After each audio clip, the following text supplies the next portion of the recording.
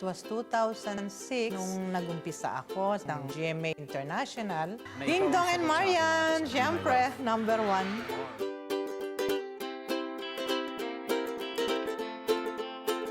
Kasi simula't simula, hindi naman ako nagbago eh. Sa GMA pa rin ako.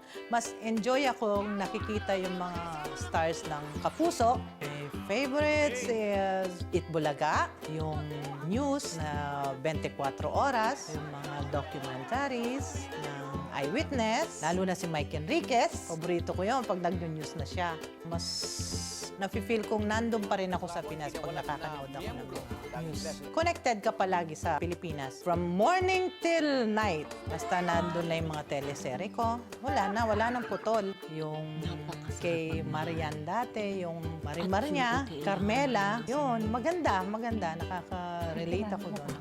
Gusto. Nakakaiyak.